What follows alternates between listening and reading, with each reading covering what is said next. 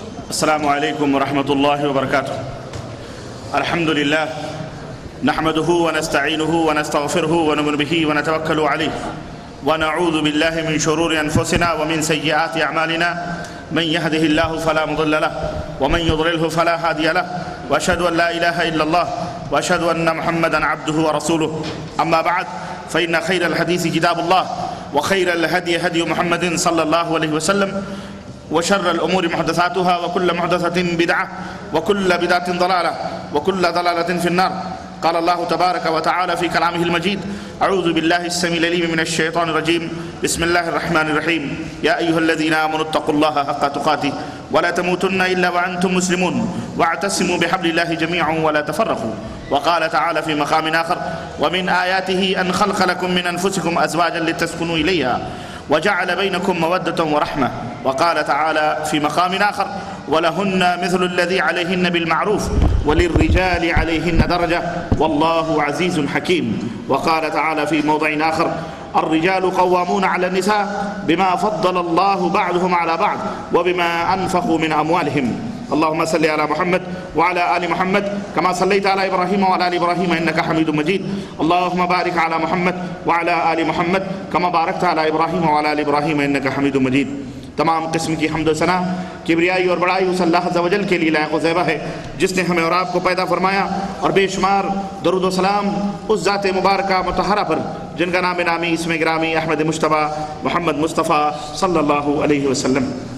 برادران اسلام، نوجوان دوستوں، بزرگوں اور بھائیوں اور قابل احترام اسلامی ماؤں اور بہنوں، آج بتاریخ 12 ذی القعدہ 1425 ہجری مطابق 24 دسمبر سن 2005 عیسوی کے اس عظیم الشان اجتماع میں یا اجلاس عام میں جو مکتب توعیت الجالیات الجبیل دعویٰ سینٹر کی طرف سے اس وسیع و عریض جامع مسجد میں منعقد کیا گیا ہے، جس موضوع پر مجھے گفتگو کرنے کا شرف حاصل ہو رہا ہے اور جس موضوع پر گفتگو کرنے کا حکم دیا گیا ہے، وہ موضوع ہے اصلاح معاشرہ میں عورت کا کردار.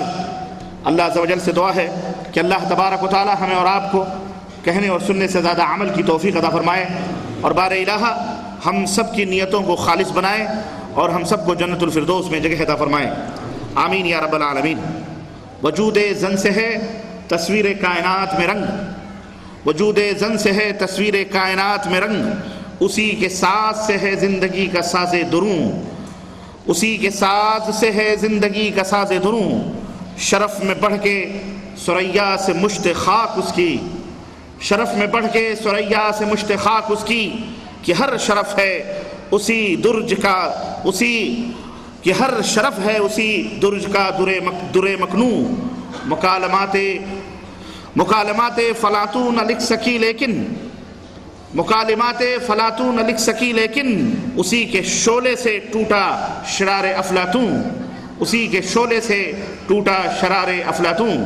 دوستو، بزرگوں اور بھائیوں اور قابل احترام اسلامی ماں اور بہنوں، آج کافی عرصے کے بعد الجبیل دعویٰ سینٹر میں حاضری کا شرف حاصل کر رہا ہوں، اور میں یہ سمجھ رہا ہوں کہ یہ سب آپ اور ہم سب کے عزیز ترین دعات اور مبلغین اور علماء کرام جو اس دعویٰ سینٹر سے وابستہ ہیں اور جو اراکین وابستہ ہیں اور شب و روز دعوت و تبلیغ میں مصروف ہیں، مثلا جناب مولانا مختار احمد صاحب مدنی، مولانا تمیم احمد صاحب مدنی، مولانا انصار زبیر احمد صاحب محمدی اور دیگر علماء کرام اور مشائخ، ان سب کی کرم فرمائیوں اور ان کی جد و جہد اور ان سب کی محنتوں کا یہ ثمرہ اور نتیجہ ہے کہ آج ہم اور آپ اس اردو زبان کے جاننے والے اس مسجد کے اندر جمع ہیں اور اللہ اور اس کے رسول کا یہ پیغام عالمی طور پر سن رہے ہیں.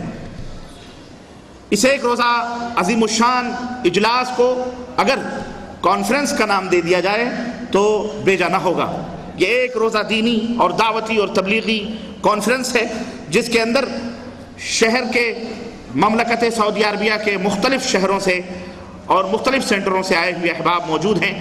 قابل مبارکباد ہیں آپ حضرات، اور آپ حضرات جمعہ کے بعد سے لے کر جو مسلسل یہاں بیٹھے ہیں اور سماعت فرما رہے ہیں، اور آپ کی یہ جمع غفیر اس بات کی دلیل ہے کہ انشاءاللہ تبارک و تعالی اسلام کا مستقبل روشن ہے، اور انشاءاللہ اسلام اپنی روشنی سے کائنات کے ذرے ذرے کو، چپے چپے کو، گوشے گوشے کو ایک نہ ایک دن ضرور منور و مجلہ کر کے رہے گا انشاءاللہ تبارک تعالی۔ میرے عزیزوں، میرے دوستوں اور بھائیوں، اللہ عز و جل سے دعا ہے کہ اللہ تبارک تعالی ہماری ان جد و جہد اور ہماری ان کوششوں کو ہمارے میزان حسنات میں بنائے، اور اللہ تعالیٰ اس کے بدلے ہم سب کو جنت میں جگہ عطا فرمائے، آمین یا رب العالمین۔ دوستو، آج کا جو موضوع ہے اور آج کا جو عنوان ہے، جیسا کہ آپ کو معلوم ہے اصلاح معاشرہ میں عورت کا کردار، تو معاف کیجئے گا تھوڑی دیر کے لیے میں اپنے بھائیوں سے بھی درخواست کرتا ہوں اور اپنی تمام اسلامی ماں اور بہنوں سے بھی، کیونکہ آج کا موضوع بڑا ہی سنگین ہے اور اس وقت سماج اور سوسائٹی کا سلگتا ہوا موضوع، دین پسند حلقے بھی اور دنیا دار بھی اس موضوع کے اوپر مختلف مجلسیں منعقد کر کے اور گفت و شنید کر رہے ہیں، اور جس کے ظرف میں جو ہے وہ عوام کے سامنے رکھ رہا ہے، کل اناء یترشح بما فیہ، اور جس کے برتن میں جو ہے وہ ٹپکا رہا ہے۔ اگر دنیا داروں کے ظرف میں، برتن میں دنیاوی ضابطے اصول اور دنیاوی حل مشکلات کے موجود ہیں تو وہ دنیاوی طور پر پیش کرتے ہیں، اور دینی حلقوں کے لوگ ان کے دامنوں میں اگر دین کی موتیاں ہیں تو دنیا کے سامنے دینی حلول پیش کرتے ہیں۔ المہم، آج کے اس اجتماع میں ہمیں یہ سمجھ کر اور طے کر کے اٹھنا ہے انشاءاللہ تبارک تعالیٰ کہ عورت کا اس دنیا، اس معاشرے اور اس سماج کی تعمیر و ترقی اور اس کے اصلاح اور درستی میں کیا کردار ہے، اور عورت اس دنیا میں کیا انقلاب برپا کر سکتی ہے، عورت کیا ہستی ہے، کیا ذات ہے، عورت کا وجود کیا مطلب ہے، اس کا کیوں عورت پیدا کی گئی، اس کی پیدائش کا اور اس کی تخلیق کو اللہ عز و جل نے جو ایک عظیم الشان نشانی قرار دیا ہے، سورج، چاند، یہ گردشیں لیل و نہار، یہ ہوائیں، یہ ندیاں، یہ نالے، یہ فضائیں، یہ پہاڑیاں، یہ وادیاں، یہ عظیم الشان چٹان، اللہ عز و جل نے جہاں پر ان کو اپنی نشانیاں قرار دیا ہے، مردوں کو نہیں بلکہ عورتوں کے لیے خصوصی طور پر رب ذوالجلال نے وَمِنْ آیَاتِهِ کا لفظ استعمال کر کے ان کے شرف اور ان کے عجیب و غریب خلقت کی طرف اشارہ کیا ہے کہ اللہ کی نشانیوں میں سے ایک نشانی عورت بھی ہے، اللہ کی نشانیوں میں سے ایک نشانی عورت بھی ہے، یہ کہہ کر عورت کے عجیب و غریب پیدائش کی طرف رب ذوالجلال نے اشارہ کیا ہے، اور آج کی اس مجلس میں ہم انشاءاللہ اس کا پتہ لگائیں گے کہ عورت کس انداز اور کس عجیب و غریب چیز سے اور کس انداز سے پیدا کی گئی ہے، اور کس انداز سے اس کے اندر رب ذوالجلال نے اسے اپنی نشانیوں میں سے ایک نشانی قرار دیا ہے۔ میں اس موضوع کو چاہوں کہ عورت کا کردار کیا ہے معاشرے اور سماج بلکہ پوری دنیا کی اصلاح میں اور اس فساد کو بنانے میں، دو ٹوک میں کہہ کر اپنی بات ختم کر کے اور بیٹھ سکتا ہوں۔ دو لفظ ہیں بہت ہی مختصر، لیکن آپ کا دل نہیں بھرے گا، آپ کے جذبات سرد نہیں ہوں گے، آپ جو ارمان اور خواہشیں لے کر بیٹھے ہیں وہ ان ارمانوں کی تسلی نہیں ہو سکتی، اس لیے تھوڑا سا وقت میں لوں گا، تھوڑی تفصیل کے ساتھ، اجمال شارٹ کٹ میں نہ جاتے ہوئے قرآن و سنت کے دلائل سے مزین و آراستہ کر کے انشاءاللہ تھوڑی تفصیل کے ساتھ میں آپ حضرات کی خدمت میں چند گزارشات رکھ رہا ہوں، مگر اس سے پہلے آپ تمام حضرات سے بھی اور اپنی ماں اور بہنوں سے بھی میں دست بستہ درخواست کروں گا کہ تھوڑی دیر کے لیے اپنے دل و دماغ کو، اپنے ذہن کو، اپنے دل کو میرے حوالے کر دو، تاکہ میں اس پہ کچھ تحریر کر سکوں، میں اس پہ کچھ ریکارڈ کر سکوں، تاکہ آپ یہاں سے اٹھیں تو یہ سوچیں کہ میں کچھ لے کر کے آج کے اس بزم سے لے کے آیا ہوں۔ آج دعویٰ سینٹر جبیل نے جو مجلس منعقد کی تھی، بہت ساری موتیوں میں جہاں ڈاکٹر لقمان سلفی کی قیمتی باتیں، جہاں ڈاکٹر پروفیسر استاد سید طالب الرحمن کی قیمتی باتیں لے کر کے آئے ہیں، جہاں اس طالب علم حقیر کم علم کی بھی باتیں آپ لے کر کے جائیں اور اس کی خوشبو سے آپ کا مشام جاں اور مشام عمل معطر ہو اور آپ محسوس کریں۔ اللہ تبارک و تعالی ہمیں اس کی توفیق عطا فرمائے اور کہنے اور سننے سے زیادہ عمل کی توفیق بخشے، آمین یا رب العالمین۔ ابتدا میں ایک سوال ہے اور وہ سوال یہ ہے کہ عورت کیا ہے، عورت کا معنی اور مطلب کیا ہے۔ ہم نے عورت کے معنی اور مفہوم کو جب لغت کی جنگلوں میں ڈھونڈنا شروع کیا اور ڈکشنریوں کے اندر جب چھاننا شروع کیا عرب کی، تو ہمیں عورت ہی کے معنی میں نظر آئی، جس کو عرب کے لوگ العورہ کہتے ہیں۔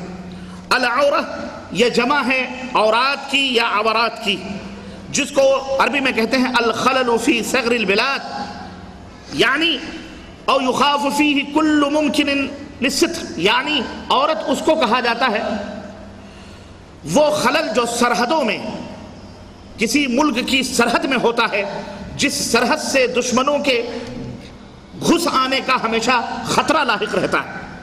سرحدیں کمزور ہوں یا وہاں کوئی خلل ہو، شگاف ہو، جہاں سے دشمنوں کے یعنی گھسپیٹیوں کے گھس آنے کا خطرہ ہو، اس کو عربی میں عورت کہا جاتا ہے ڈکشنری کے حساب سے۔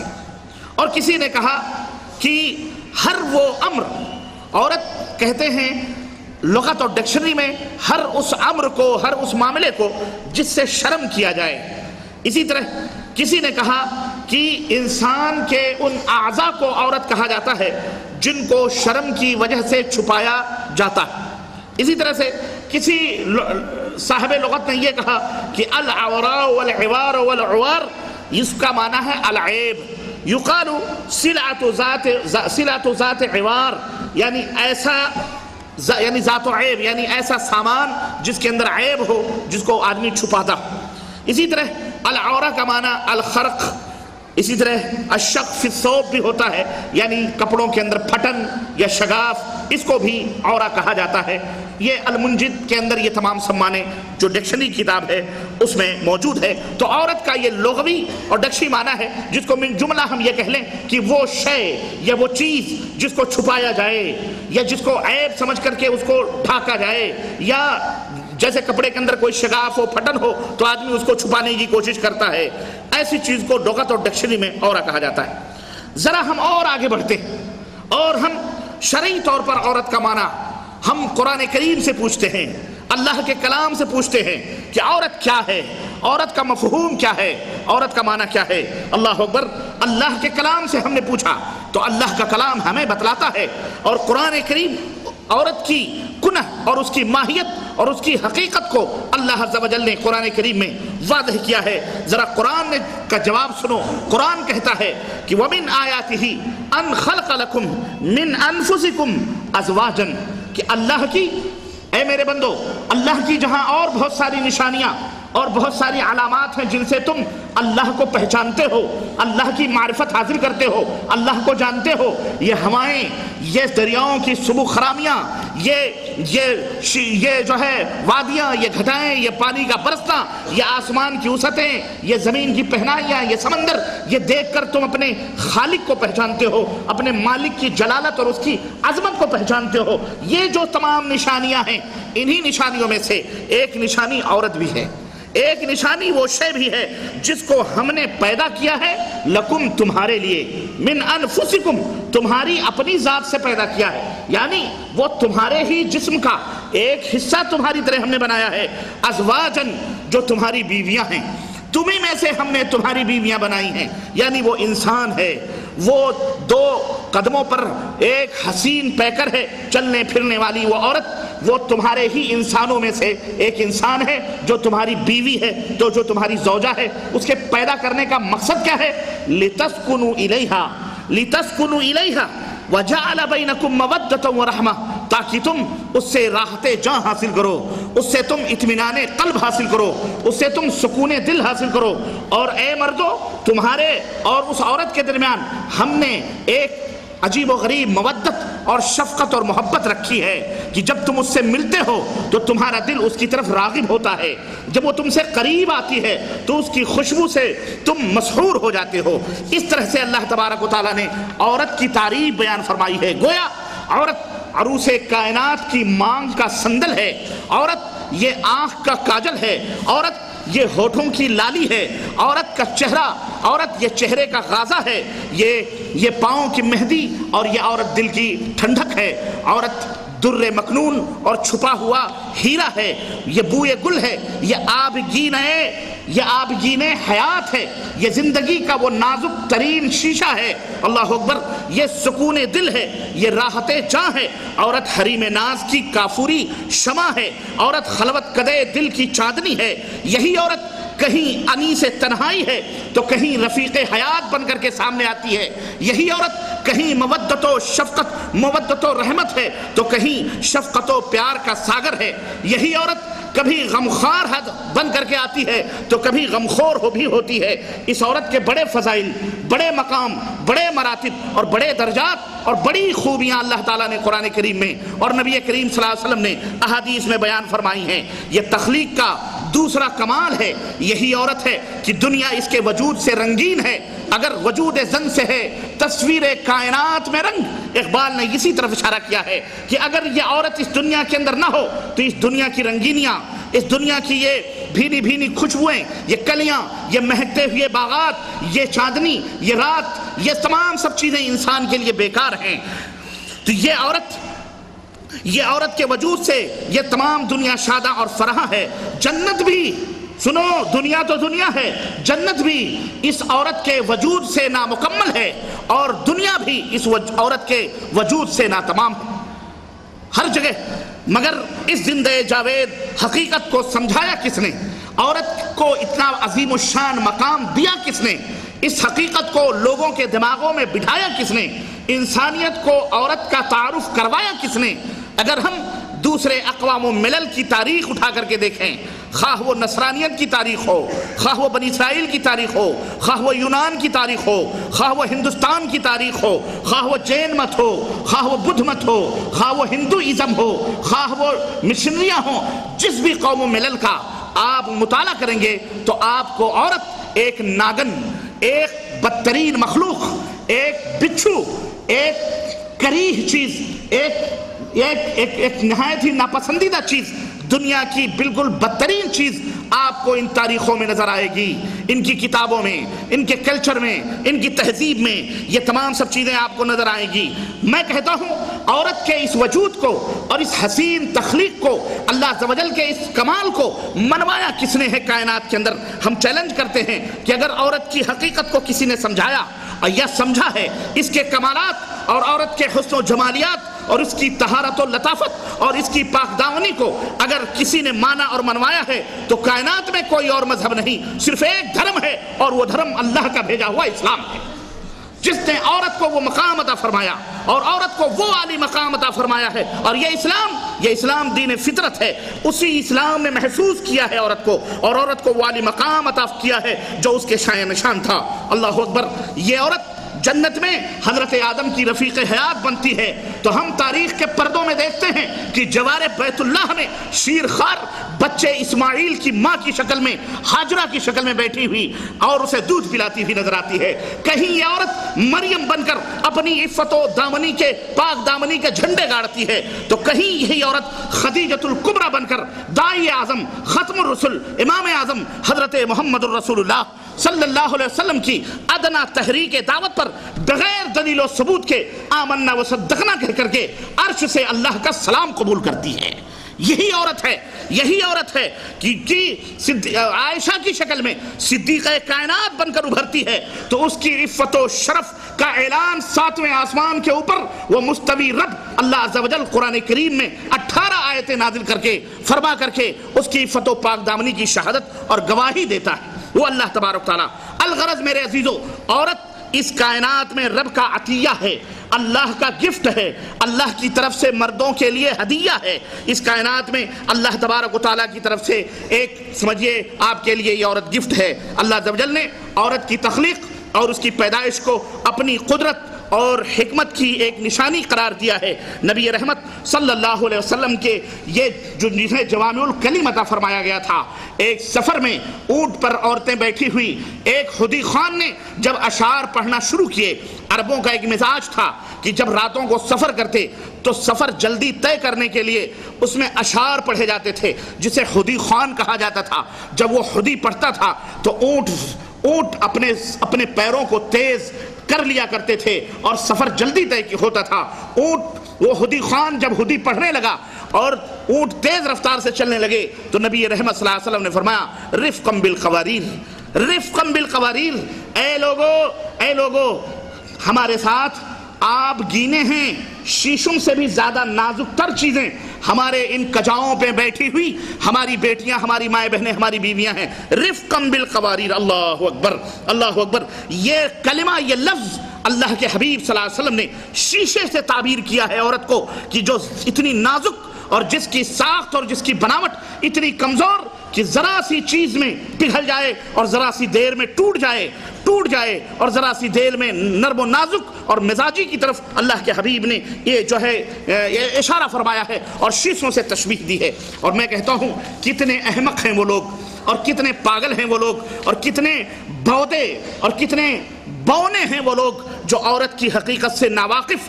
جہالت اور جاہلیت کی تاریکیوں میں ڈبکیاں لگا رہے ہیں اور چلا رہے ہیں کہ عورت اور مرد ایک ہی طرح کی مخلوق ہیں، اس لیے مرد و عورت میں مساوات ہونی چاہیے، برابری ہونی چاہیے، عورت کو آزاد ہونا چاہیے، خواتین کو آزاد ہونا چاہیے اور آزاد ہو کر کے معاشرے اور سماج کے اندر زندگی گزارنی چاہیے۔ کتنے پاگل ہیں یہ لوگ۔ میں کہتا ہوں کیا شمع محفل بننا، کیا لوگوں کی غیر مردوں کی باہوں میں باہیں ڈال کر کے نائٹ کلبوں کے اندر ڈینس کرنا، کیا پارٹیوں میں بے پردہ ہو کر کے غیر مردوں کے سامنے دل ربا انداز سے اور نازو انداز سے اپنے حسن اور جمال کی نمائش کرنا، بازاروں میں عوریاں بے پردہ ہو کر کے ننگی پڈلیاں اور ننگے ٹخنے اور ننگی رانے اور ننگے سینے کو لے کر بازاروں کے اندر گھومنا، دفتری کاموں میں آفسوں میں پریشان حال اور پراگندہ دماغ آلود ہونا، فیکٹریوں اور کمپنیوں میں مردوں کے دوش بدوش کھڑے ہو کر کے مشینوں سے جوجھنا اور مشینوں سے کام کرنا، بلحوث اور ہوس پرست درندوں کی نظروں کا مقابلہ کرنا، کیا واقعی یہی سب عورت کے لیے عزت و شرف کی بات ہے؟ میں پوچھنا چاہتا ہوں کیا یہی عورت کا مقام ہے؟ کیا یہی عورت کی عزت و شرف کی بات ہے؟ کیا اسی میں عورت کے لیے آزادی ہے؟ کہ یہی عورت کا اسٹیٹس ہے؟ کیا یہی مقام اور مرتبہ ہے عورت کا؟ میری بہنوں، میں تم سے پوچھنا چاہتا ہوں، کیونکہ یہ تمہارے معاملے میں آج دنیا چلا رہی ہے، آج تمہیں دعوت دے رہی ہے، تم کو دنیا تمہاری گھروں کی چہار دیواریوں سے باہر نکال کر مردوں کے شانہ بشانہ کولہو کے بیل کی طرح کمپنیوں فیکٹریوں میں جس طرح مرد بیچارہ کماتا ہے، محنت و مزدوری کرتا ہے، تمہیں گھروں سے گھسیٹ کر تمہاری کمائی کھانا چاہتا ہے۔ میں تم سے پوچھنا چاہتا ہوں اور تم سے سوال کرتا ہوں، تم بتلاؤ کیا یہ سب چیزیں تمہیں پسند ہیں؟ کیا ایک مسلمان اور عزت دار خاتون کو یہ زیب دیتا ہے جس خاتون کو اسلام نے ملکہ بیت اور گھر کی رانی قرار دیا ہے، جس اسلام نے عورت کو قواریر قرار دیا ہے، شیشوں کے آبگینے قرار دیا ہے، جس کی نازکیت اور جس کی خلقت کی عجیب و غریب چیزوں عجبیت کو اللہ تبارک و تعالیٰ نے قرآن کے اندر بیان فرمایا ہے؟ کیا وہ اسی لیے پیدا کی گئی ہے کہ لوگوں کی ہوس کا نشانہ بنے؟ کیا اسی لیے پیدا کی گئی ہے کہ لوگ اس کے ساتھ دست درازیاں کریں، اس کی ننگی پڈلیوں کو دیکھیں، اس کے کھلے ہوئے کمر کو دیکھیں، اس کے سینے ناپے جائیں، اس کی کمر کو باقاعدہ ناپ تول کیا جائے اور اس کے بازاروں میں اور ہوس پرست درندوں کے بیچ میں کھڑا ہو کر کے اس کے حسن کی نمائش کی جائے؟ اور آپ کو معلوم ہونا چاہیے آج دنیا کے اندر یہ تمام سب چیزیں ہو رہی ہیں۔ پہلے مس ورلڈ کا انتخاب ہوتا تھا، پتہ ہے آپ کو؟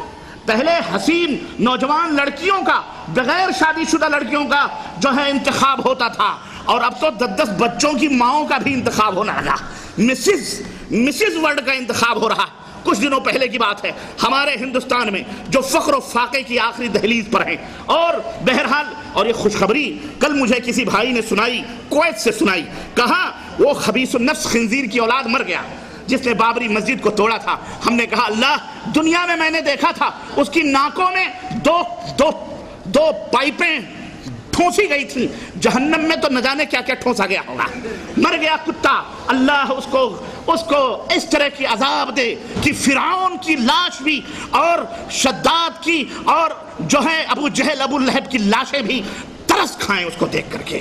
جو لوگ اس طرح کے اسلام مر گیا، معلوم ہے نا کون تھا وہ خبیث۔ اللہ اس کے آل اولاد کو یا تو ہدایت غارت کرے، اللہ تعالیٰ اللہ تعالیٰ برباد کرے ایسے مر جائیں گے۔ کہنے کا مطلب یہ ہے میرے بھائیوں، میرے عزیزوں اور میرے دوستوں، عرض یہ کر رہا تھا اب مسز انڈیا کا انتخاب ہوا۔ ہاں 10 بچوں کی مائیں ہیں، بکنی پہنا کر ان کو مردوں میں ڈالا گیا۔ ہم نے دیکھا ہمیں دکھایا گیا، میں نے دیکھو ذرا یہ مسز انڈیا کا انتخاب ہو رہا، اس کا بیٹا بھی کود کے اسٹیج پر چڑھ گیا۔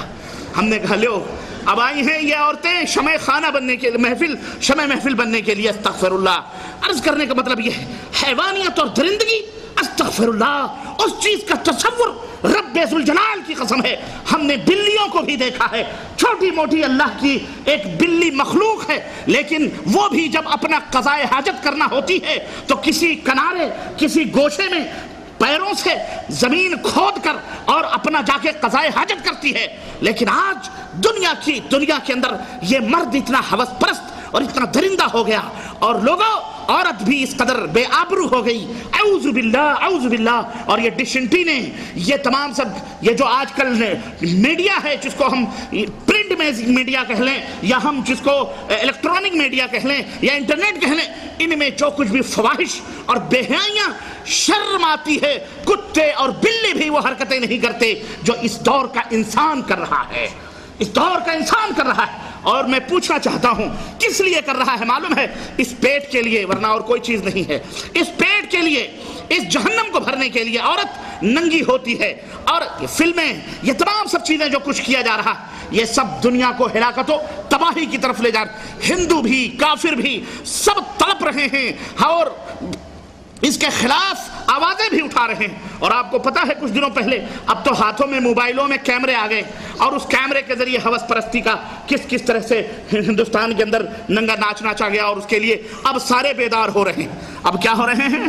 ہاں جب پانی سر سے اونچا ہو گیا، ابھی تو چلو ملک ترقی کر رہا ہے، یہ دیکھو الیکٹرانک میڈیا یہاں جا رہی ہے، پرنٹ میڈیا یہاں جا رہی ہے، فلانی میڈیا یہاں جا رہی ہے، آگے بڑھو، ترقی کرو۔ اور جب گھر کی بیٹی ہی گھر کے سامنے ننگی ہونے لگی تب آنکھیں کھلی، رے اب تو گھر کی بیٹیاں بھی جا رہی ہیں۔ اللہ اکبر، ہے کہ نہیں ہے؟ اور اب ملکوں کے اندر کالجز، یونیورسٹیز کے اندر جو مخلوط تعلیم ہوتی ہے لڑکے اور لڑکیوں کی، مرد اور عورتوں کی، استغفر اللہ، ہم نے وہ انٹرویوز دیکھے، ہم نے وہ انٹرویوز پڑھے اخباروں کے ذریعے بھی، استغفر اللہ، جس میں کالج اور یونیورسٹی کی عورت باقاعدہ خود لڑکیوں کو، اپنے کلاس کی لڑکیوں کو غیر مردوں کے حوالے کرتی ہیں، یونیورسٹی سے بھیجتی ہیں اور ان کو زناکاری کی طرف ابھارتی ہیں۔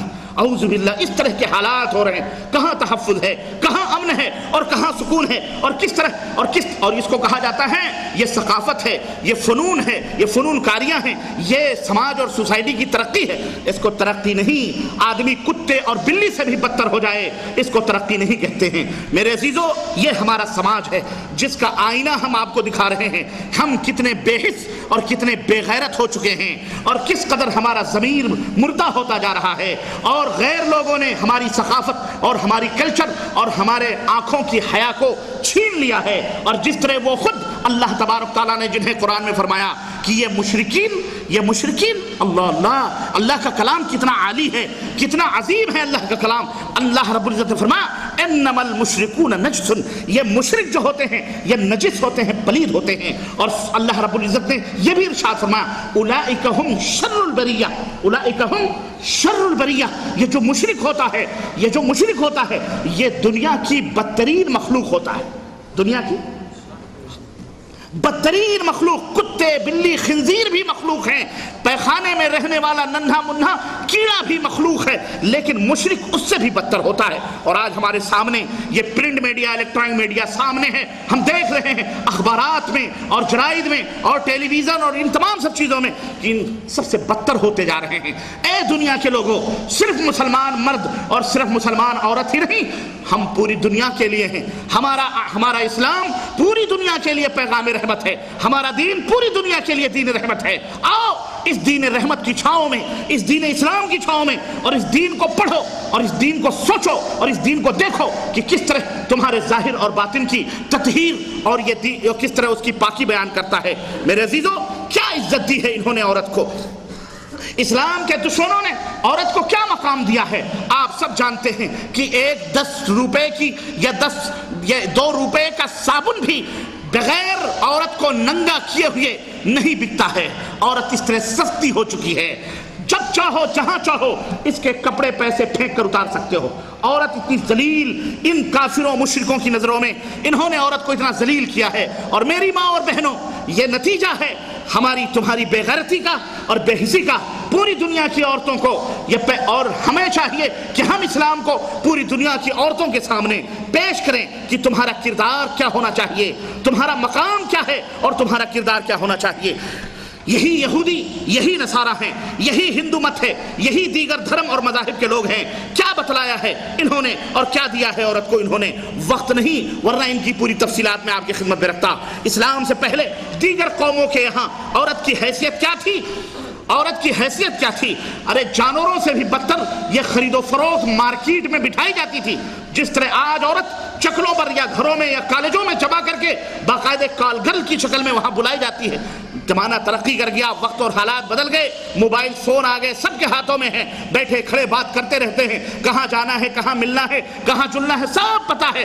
آج کل یہ فیشن چلا. پہلے زمانے میں بازاروں میں عورتوں کو بٹھایا جاتا تھا اور ان کی خرید و فروخت ہوتی تھی، اور شادی بیاہ میں ان کو کوئی اختیار نہیں تھا. جہاں ماں باپ چاہتے، اولاد امور چاہتے، اسی کے گلے باندھ دیتے. ان سے نہیں پوچھا جاتا کہ تمہاری شادی فلاں کے ساتھ ہو رہی ہے، تمہیں قبول ہے کہ نہیں قبول ہے. مردوں کو اختیار تھا، وہ جیسے چاہتے اس طرح ان کے ساتھ معاملات کرتے. عزت و شرف اور عورت کو زندہ درگور کر دینا یہ عزت و شرافت کی علامت سمجھی جاتی تھی. اللہ اکبر. اور رب نے قرآن کریم میں ارشاد فرمایا وَإِذَا الْمَوْءُودَةُ سُئِلَتْ بِأَيِّ ذَنبٍ قُتِلَتْ. وہ قیامت کے دن ہوگا جب یہ دفن کی ہوئی زندہ لڑکیاں، اللہ تبارک تعالیٰ ان سے پوچھے گا کہ یہ بتاؤ تمہیں کس گناہ کی پاداش میں یہاں دفن کیا گیا تھا. اور علامہ حالی نے کہا تھا کہ جو ہوتی تھی پیدا کسی گھر میں دختر، جو ہوتی تھی پیدا کسی گھر میں دختر یعنی لڑکی، تو خوف شماتت سے بے رحم مادر پھرے دیکھتی جب تھی شوہر کے تیور. کہیں زندہ گاڑ آتی تھی اس کو جا کر وہ گود ایسی نفرت سے کرتی تھی خالی، جنے سانپ جیسے کوئی جننے والی. جس طرح سانپ اپنے بچوں کو جن کر خود ہی نگل لیتا ہے، ایسے ہی عورت بچی کو جن کے جا کے خود دفن کر دیا کرتی تھی. اور شوہر کے مرنے کے بعد آپ کو پتا ہے ہمارے ملک ہندوستان کے اندر اور جہاں بھی یہ ہندو مت ہیں، شوہر کے مرنے کے بعد ان کے اپنے کتابوں کے اندر دھارمک لکھا ہے کہ عورت زندہ ستی ہوگی، یعنی شوہر چتا میں اس کو جلایا جائے گا تو عورت کو بھی اس کے ساتھ جلنا ہے. یہ ان کا دھرم ہے. یہ اور بات ہے کہ یہ ادھرم لوگ سارے ادھرم کی باتیں کر لیں، لیکن جب ان کو مسلمانوں کی کوئی سمپت اور مسلمانوں کی کوئی جائیداد نظر آتی ہے تو ان ذلیلوں کو دھرم بڑا نظر آتا ہے، ان کو دین بڑا نظر آتا ہے، ان کو اپنا دھرم بڑا پیارا ہوتا ہے، ان کو رام بڑا دکھائی دیتا ہے. ہاں جب لیکن ایسے سب ہڑپ لے کر کے ان کو دھرم دکھائی نہیں دیتا. بیٹیاں ننگی ہوں دھرم نہیں دکھائی دیتا، بہویں ننگی ہوں دھرم دکھائی نہیں دیتا، فحاشی بے حیائی ہو دھرم دکھائی نہیں دیتا، سود رشوت چوری ڈکیتی کو دھرم دکھائی نہیں دیتا، ملک کے اندر کرپشن ملک کا برباد ہو دھرم اور مذہب دکھائی نہیں دیتا. لیکن جب مسلمانوں کی باری آتی ہے تو ان خبیث لوگوں کو دھرم دکھائی دیتا ہے جو ملک کے دشمن ہیں اور دیش کے غدار ہیں. اللہ تعالیٰ انہیں یا تو ہدایت عطا فرمائے یا انہیں اس دنیا سے نیست و نابود فرمائے. آمین یا رب العالمین. میرے بھائیوں، ابو داؤد کی روایت اور میری ماں اور بہنوں، تمہیں اسلام جیسی نعمت اللہ نے عطا کی ہے. اس اسلام پر تمہیں ناز ہونا تھا، تمہیں غرور کرنا تھا، تمہیں فخر کرنا تھا. جس اسلام نے تمہیں یہ مقام اور تمہیں یہ شرف عطا فرمایا ہے، قدم قدم پر تمہاری عزت اور تمہاری پاک دامنی اور تمہاری عفت کی حفاظت جس کے اندر موجود ہے. ارے میں مسلمانوں کی بات نہیں کرتا، چند سر پھرے مسلمان اگر بدماش نکل جائیں تو ہمارا دین اس سے نہیں بگڑتا ہے، نہ ہی ہمارے دین کے اوپر، اسلام کے اوپر اس کی کسی ذاتی عمل کو اسلام سے ملایا جائے، ہرگز نہیں. اسلام ایک واضح طور پر تعلیم رکھتا ہے مردوں کے لیے عدل اور مساوات، عورت اور مرد کے اندر عدل اور مساوات اور برابری رکھتا ہے. البتہ چند مسلمان اگر بدکاریاں کرنے لگے، چند مسلمان عورتوں سے نازیبا سلوک کرنے لگے اور اپنی جہالت کی بنا پر وہ ان کے ساتھ حیوانیت اور بربریت سے پیش آئیں تو اسے اسلام کا نام نہیں دیا جا سکتا، نہ اسے اسلام کہا جا سکتا ہے. یہ اس کا اپنا ذاتی فعل اور اس کا ذاتی عمل ہوگا. تمہیں ہوش کے ناخن لینا تھا، تمہیں سمجھنا چاہیے. ابو داؤد کی روایت ہے، سنن نبی داؤد کی روایت ہے. نبی کریم صلی اللہ علیہ وسلم کے زمانے نبوت سے پہلے زمانے جاہلیت کا نقشہ کھینچا گیا ہے، اور نبی علیہ السلام نے بیان دیا ہے کہ جب کسی عورت کا شوہر زمانے جاہلیت میں مر جایا کرتا تھا تو اس عورت کے ساتھ کیا سلوک ہوتا تھا؟ سال بھر کے لیے چھوٹی سی تنگ اور تاریک کوٹھری میں اس عورت کو میلے کچیلے کپڑے پہنا کر داخل کر دیا جاتا تھا. بدترین کپڑے وہ عورت پہن لیتی تھی، اور سال گزرنے تک نہ وہ نہاتی تھی، نہ دھوتی تھی، نہ خوشبو کا استعمال کرتی تھی. اسی کوٹھری کے اندر وہ بند رہتی تھی. ایک سوراخ کے راستے سے اسے کھانا پیش کیا جاتا تھا، وہ عدت میں ہوتی تھی. یہ کب کی بات ہے؟ انہی عربوں میں، یہی عرب کی وہ سرزمین ہے جہاں آپ بیٹھ کر یہ باتیں سن رہے ہو. میں اس عرب کا نقشہ کھینچ رہا ہوں. میں اس ایک نبی کریم صلی اللہ علیہ وسلم کے آنے سے پہلے اس دھرتی پر، عرب کی دھرتی پر جو ہوتا تھا وہ میں بات بتلا رہا ہوں.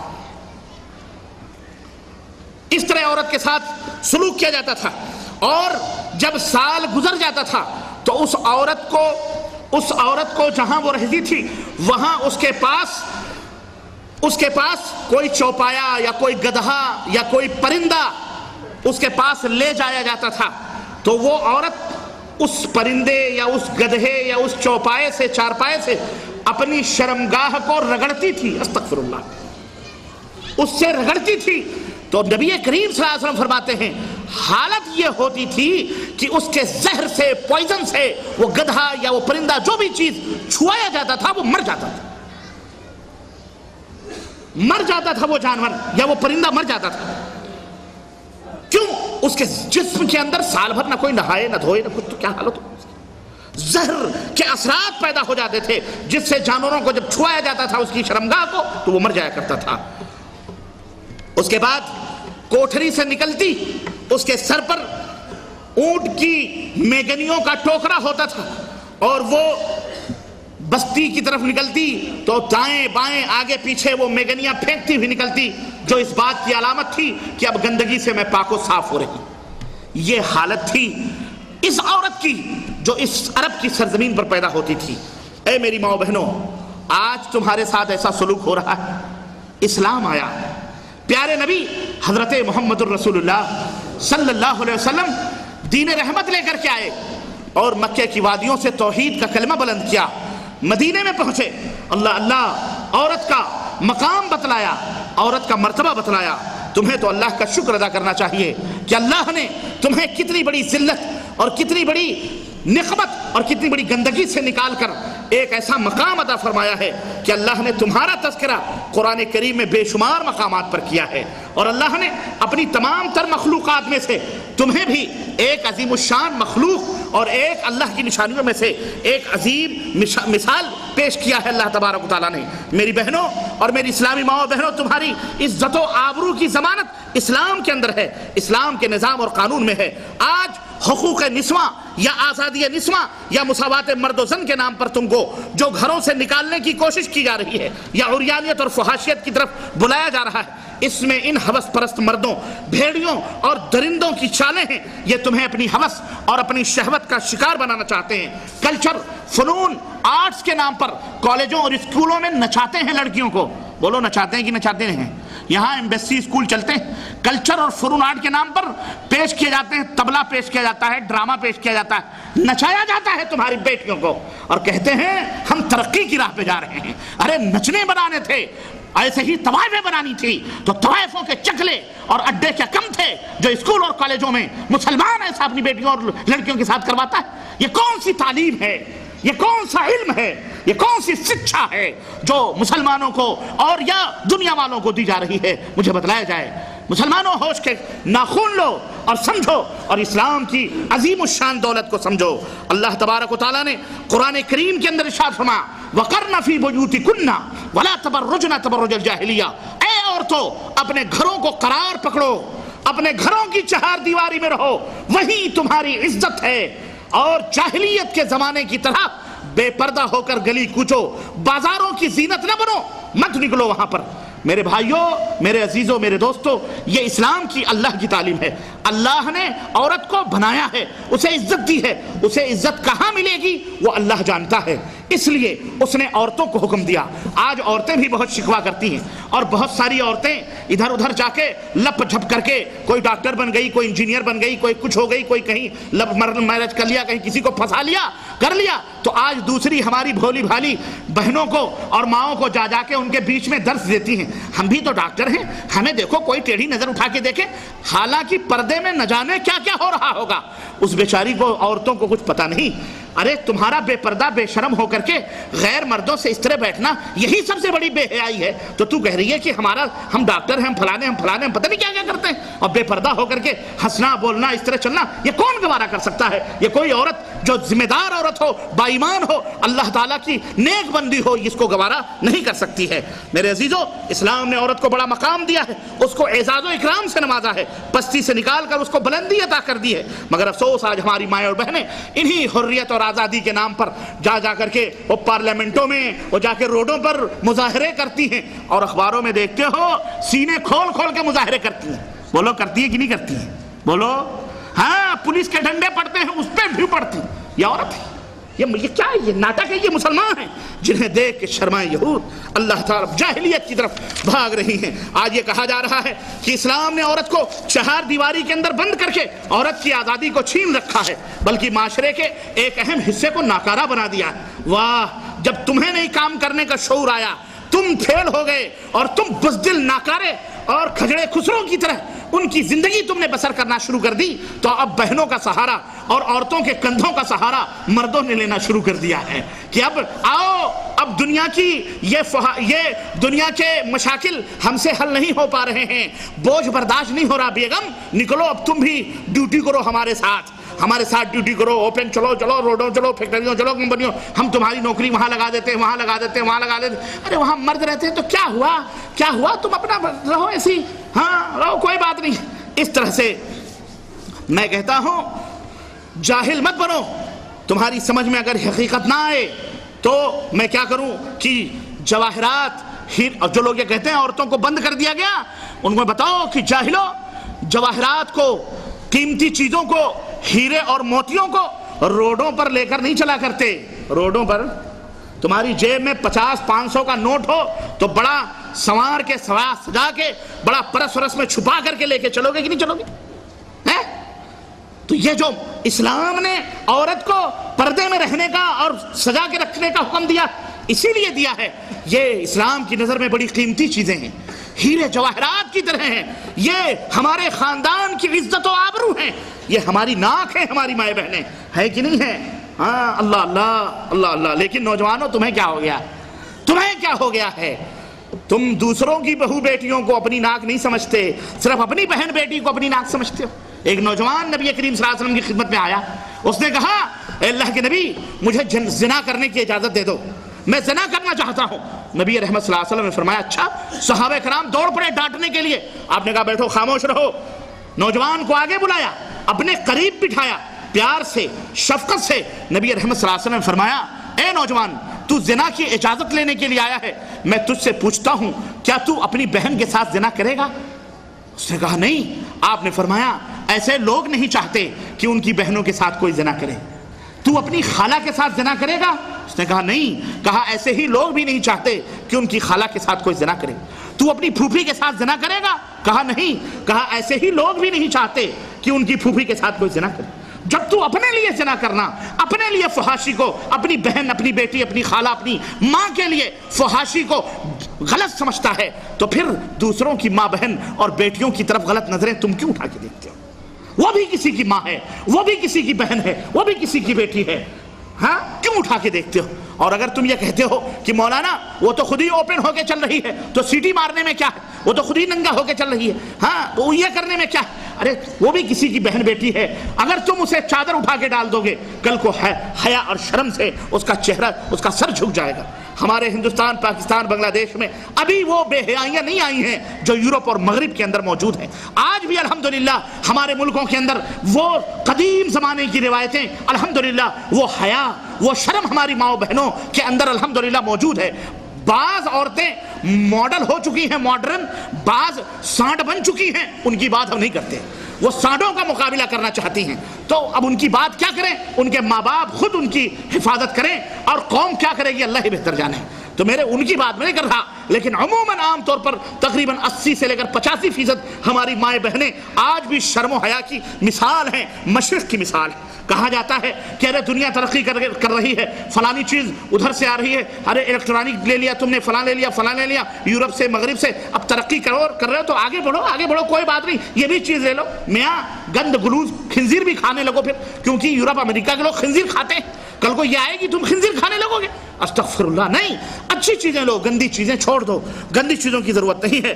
میں کہتا ہوں آؤ ہیرے موتیوں کو سنبھال کر کے معاشرے اور سماج کے اندر رکھو، اور ان کو قوم و ملت کی خدمت کے لیے تیار کرو۔ میرے بھائیوں اور میرے دوستوں، میرے بزرگوں، ان ہیروں کو قوم و ملت کے تاج بنانے کے لیے ان کو استعمال کرو۔ ان عورتوں کو بہترین تعلیم اور ان کی بہترین تربیت کرو۔ معاشرے کی اصلاح اسی شرط پر ممکن ہے۔ یہ ایک دوسرا سوال ہے کہ معاشرے میں عورت کا کردار کیا ہے اصلاح میں، یہ ایک دوسرا سوال ہے۔ اس سے پہلے ایک چیز ہے، اور وہ یہ ہے کہ کلو انائن یترشح بما فیہ، برتن میں وہی ہوتا ہے جو ٹپکتا ہے۔ پہلے اس عورت کو درست کرو، پہلے ان عورتوں کی تعلیم و تربیت کا انتظام کرو، یہ بہترین بیٹیاں بنیں، یہ بہترین ماں بنیں۔ اور کسی کہنے والے نے کسی زمانے میں کہا تھا، کہتے ہیں کہ شیکسپیئر کا قول ہے، پتہ نہیں کیسے اس پاگل نے یہ بات کہہ دی، لیکن جب پاگل کو یہ بات سوجھ گئی تو ہم عقل مندوں کو تو سب سے پہلے یہ بات سمجھ میں آنی چاہیے کہ اس نے کہا تھا کہ تم مجھے بہترین مائیں دے دو، میں تمہیں بہترین شہری دوں گا، میں تمہیں بہترین شہری دوں گا۔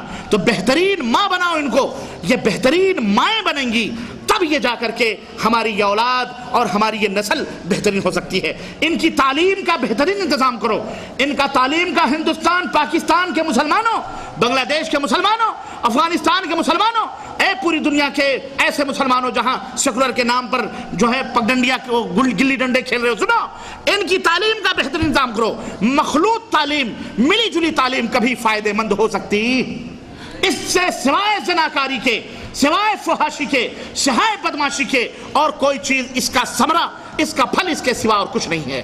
ان کے لیے اپنے زکوٰۃ، اپنے صدقات کے پیسے خاص کر کے ان کے لیے بہترین ڈاکٹر، بہترین میڈیکل کالج بناؤ جس میں صرف لڑکیاں تعلیم حاصل کریں، بہترین دینی اسکول بناؤ جس میں بہترین ٹیچرز لڑکیاں ہوں جو لڑکیوں کو تربیت کریں، جس طرح مملکت سعودی عربیہ کے اندر بہترین عورت بھی ڈاکٹر بنتی ہے، مرد بھی ڈاکٹر انجینئر سب بنتے ہیں، لیکن یہاں مخلوط تعلیم کا تصور نہیں ہے۔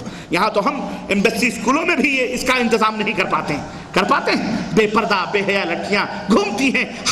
ہمارے خود ہمیں اس کی ضرور فکر ہوتی ہے کہ ہمارے مرنے کے بعد ہماری اولاد کا کیا ہوگا، ہے نا؟ ہر باپ یہ اور ہر ماں یہ سوچتی ہے، نہ جانے ہماری اولاد کا کیا ہوگا، ہم کیا کریں گے۔ ارے تمہیں یہ فکر نہیں ہے کہ تمہارے مرنے کے بعد تمہاری اولاد کی آخرت کا کیا ہوگا۔ لوگوں، آخرت کی فکر کرو، آخرت جو ہمارے سامنے قریب سے قریب ہوتی جا رہی ہے۔ تو پہلے ہماری بہنوں اور ہماری بیٹیوں کو اعلیٰ دینی تعلیم کی ضرورت ہے، انہیں بہترین ماں بنانے کی ضرورت ہے۔ جو بیٹیاں ہیں انہیں بہترین ماں بناؤ۔ اللہ کیوں؟ اس لیے کہ اللہ عز و جل نے ہم تمام انسانوں کو پیدا کیا ہے کس کے لیے؟ اپنی غلامی کے لیے۔ اور غلام کو غلامی کے ہنر نہ آئے تو پھر اس کو غلام نہیں کہا جا سکتا ہے۔ غلام کو چاہیے کہ وہ بہترین غلام بنے، بہترین نوکری کا ڈھنگ معلوم ہو۔ اگر آپ اللہ کے بندے ہیں تو اللہ کے بندگی کا شعور اور اس کا احساس آپ کو ہونا چاہیے۔ اللہ کی بندگی کیسے کرنی ہے؟ وَمَا خَلَقْتُ الْجِنَّ وَالْإِنسَ إِلَّا لِيَعْبُدُونِ، اللہ نے اپنی بندگی کے لیے پیدا کیا ہے تو اس کی بندگی سیکھو، اپنی ماں بہنوں بیٹیوں کو بھی اس کی بندگی کا سکھاؤ۔ كُنتُمْ خَيْرَ أُمَّةٍ أُخْرِجَتْ لِلنَّاسِ، تم بہترین داعی ہو، چاہے وہ مرد ہو یا عورت۔ اس سماج کے دونوں جو حصے ہیں، مرد عورت، ایک بہترین داعی ہے، ان کو چاہیے کہ وہ دین کا صحیح طور پر علم حاصل کر کے لوگوں کو تعلیم دیں۔ اور میرے عزیزوں، میرے دوستوں اور بھائیوں، آؤ، یہ عورت کیا انقلاب برپا کر سکتی ہے سماج میں، اور کیا اصلاح پیدا کر سکتی ہے۔ اگر اس پیرائے سے سوچنا ہے تو ذرا غور کرو، میں تمہیں کہاں لے کے چلوں، کہاں سے شروعات کروں میں۔ آؤ، موسم کے لحاظ سے، حج کے لحاظ سے ہم تمہیں حضرت ابراہیم علیہ السلام کے پاس لے کے چلتے ہیں، جن کی بیوی حضرت ہاجرہ ہیں۔ اللہ کیا کردار نبھایا ہے اس خاتون نے، کیا کردار ادا کیا کیا ہے اس جنتی عورت نے کہ اللہ تبارک تعالیٰ نے تا قیامت اس کی ایک ایک روش کو آنے والے مسلمانوں کے لیے ضروری قرار دیا ہے۔ وہ خاتون حضرت ابراہیم علیہ السلام، ابراہیم علیہ السلام ننھے منھے بچے کو گود میں چھوڑ کر مکے کی ریگزار زمین پر، آپ کو قصہ معلوم ہے کہ وہاں چھوڑ کر واپس جا رہے ہیں۔ حضرت ہاجرہ پوچھ رہی ہیں، گود میں بچہ ہے، ایک مشکیزہ پانی ہے، کھجور کی چند خوشے ہیں جو ان کے پاس ہیں۔ حضرت ابراہیم مکہ چھوڑ کر واپس جا رہے ہیں۔ حضرت ہاجرہ پوچھ رہی ہے کہ آخر اس لق و دق صحرا کے اندر، اس بے آب و گیاہ جہاں پانی نہیں، درخت نہیں، جہاں خطرہ ہے، ہمیشہ خطرہ ہے درندوں کا، ہمیشہ خطرہ ہے کیڑے مکوڑوں کا، موذی جانوروں کا، ہمیں اور اس ننھے منھے شیرخوار بچے کو چھوڑ کے کہاں جا رہے ہو؟ اللہ اکبر، اللہ اکبر۔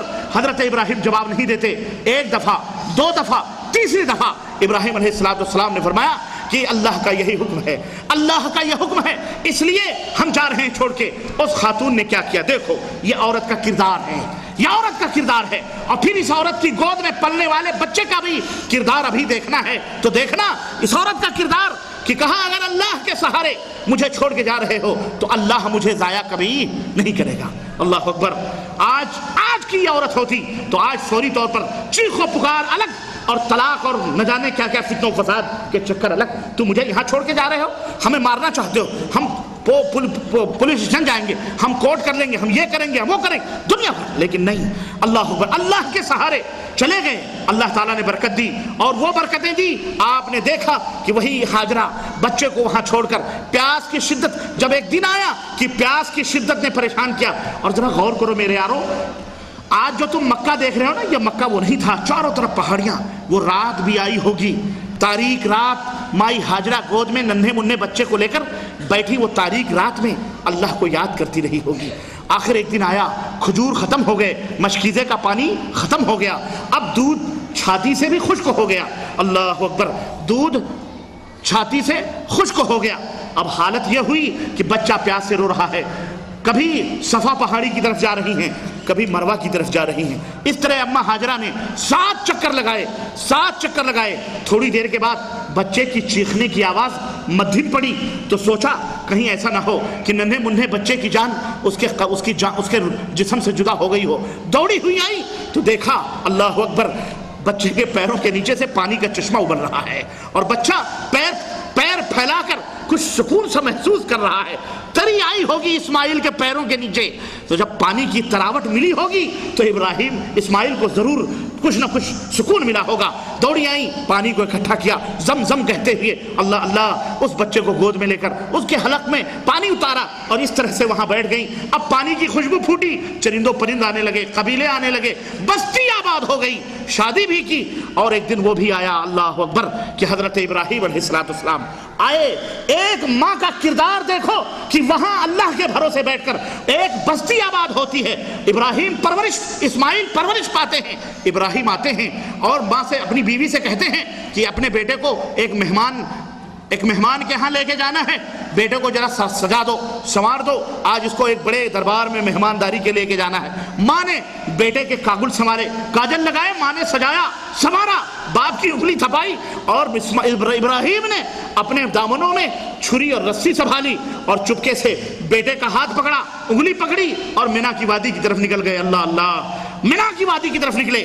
اور میرے عزیزوں، اس بیٹے کو کیا تعلیم دی تھی ماں نے، اور کیا سکھایا تھا ماں نے، میں وہ نمونہ پیش کرنا چاہتا ہوں، اور عورت کا وہ کردار رکھنا چاہتا ہوں کہ عورت کیا کر سکتی ہے، عورت کس طرح سماج اور سوسائٹی کو بنا سکتی ہے، اور کس طرح عورت اس کے اندر انقلاب پیدا کر سکتی ہے۔ میری ماں بہنوں، عبرت کے موتیاں چنو اپنی اس اماں ہاجرہ سے کہ اللہ اللہ، حضرت ابراہیم پہنچتے ہیں اور کہتے ہیں کہ بیٹے، میں نے خواب میں دیکھا ہے، انی ارا اذبحک فانظر ماذا ترى، میں نے خواب میں دیکھا ہے کہ میں تجھے چھری سے ذبح کر رہا ہوں۔ اور بعض روایتوں میں اس سے پہلے کچھ اور چیزیں بھی آتی ہیں، بعض روایتوں میں بھی بیان ہوا کہ شیطان آیا، شیطان نے اسماعیل سے کہا کہ اسماعیل، جانتے ہو کہاں جا رہے ہو؟ تیرا باپ تجھے ذبح کرنے کے لیے لے کے جا رہا۔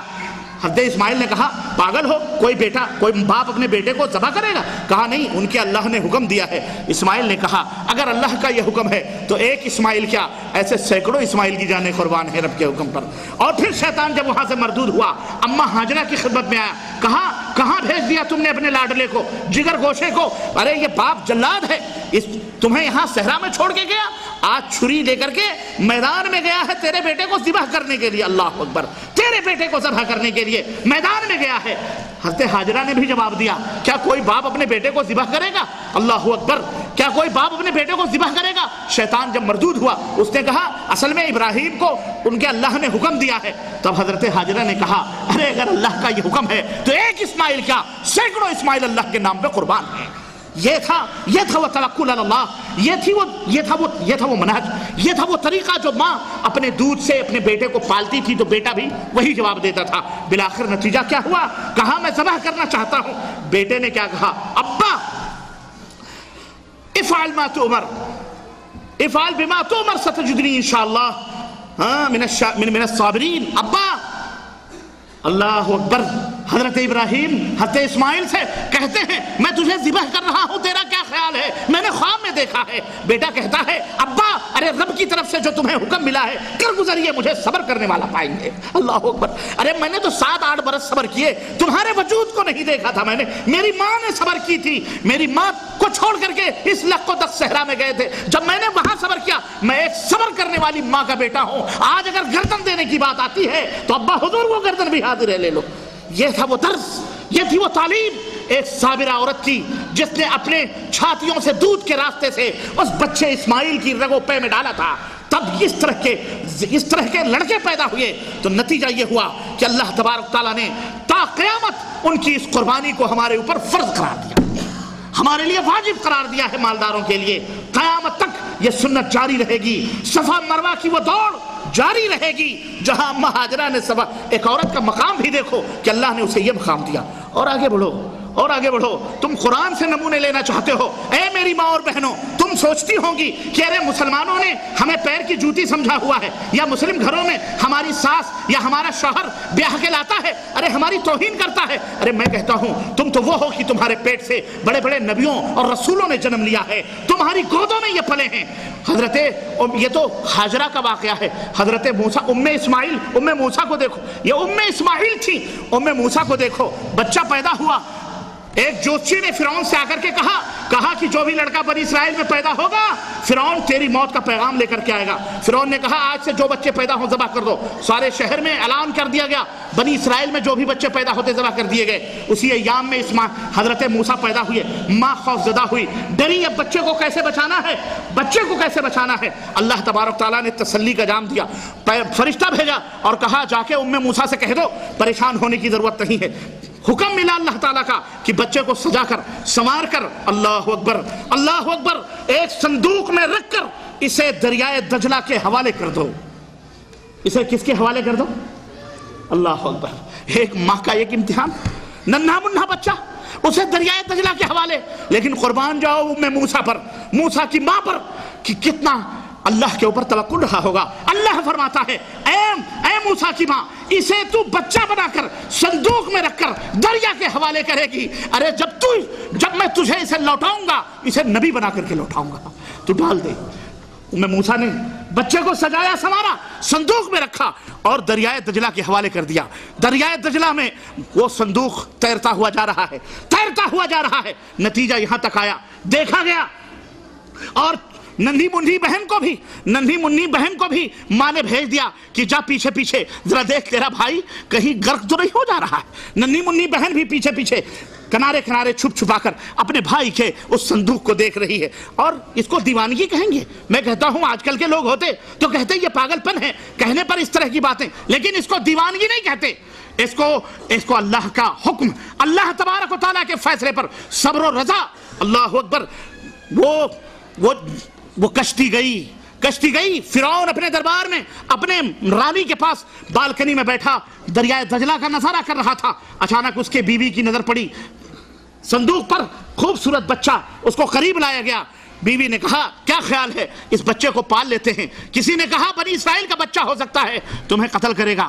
لیکن بیوی نے کہا نہیں ایسی بات نہیں ہے, اس کو پال لیتے ہیں. بچے کو محل میں لایا گیا. اللہ اکبر, وہ جو فرعون کا دشمن بننے والا ہے, بچے کو محل میں لایا گیا.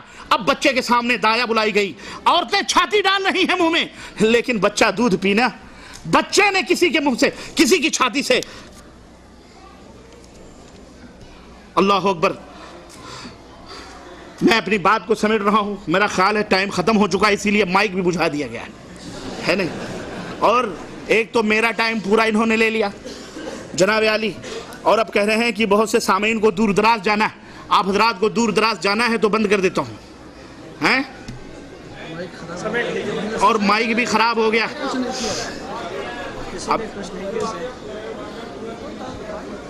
اب ہمیں کھڑائی اسے موقع پر کیا گیا کہ پورا ٹائم پہلے سے بھی لے لیا گیا, ادھر بھی لے لیا گیا.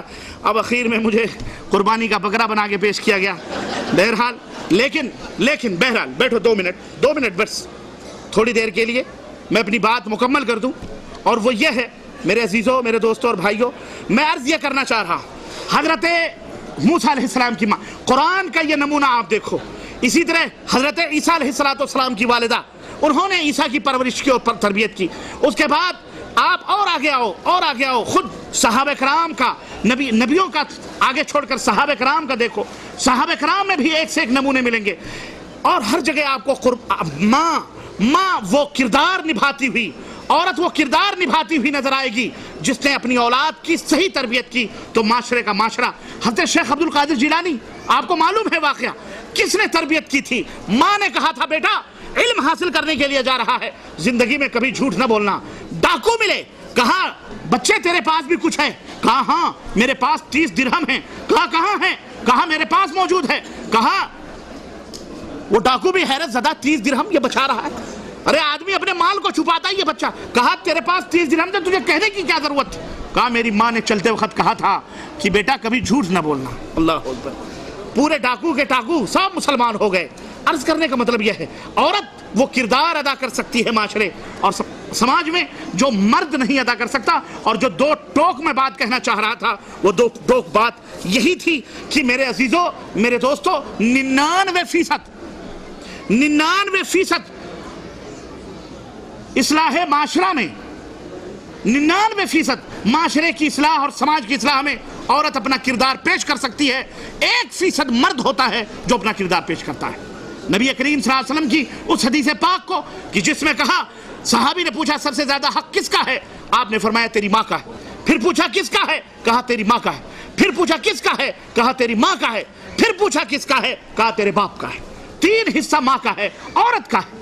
اس سے پتہ یہ چلتا ہے کہ 99% کردار عورت سماج اور سوسائٹی کے سدھارنے میں ادا کرتی ہے, 1% مرد ادا کر سکتا ہے. اور بھی میرے عزیزوں اس کی تفصیلات ہیں. بہرحال اللہ عز و جل سے دعا ہے کہ انشاءاللہ تبارک تعالی زندگی رہی تو پھر اس موضوع کے اوپر اور اس کے علاوہ جو موضوعات ہیں انشاءاللہ, خاص طور سے اس موضوع کو مجھے دیا گیا تھا, لیکن بہرحال وقت کی قلت ہے, وقت کی کمی ہے, آپ حضرات کو دور دراز جانا ہے. میں اپنی بات کو یہی ختم کرتے ہوئے اللہ سے دعا کرتا ہوں کہ اللہ ہمیں صالح بیویاں عطا فرمائیں تاکہ ہماری اولاد صالح ہو, اور اللہ ہمیں نیک بیویاں نمازی سچی پکی عطا فرمائے تاکہ ہماری اولاد بھی صالح اور نیک ہو, ہمارا معاشرہ بھی, ہمارا ملک بھی صحیح ہو. اللہ تعالی ہم سب کو جنت میں جگہ عطا فرمائے. آمین یا رب العالمین. وصلی اللہ علی نبینا محمد وعلی آلہ وصحبہ اجمعین. والسلام علیکم ورحمۃ اللہ وبرکاتہ.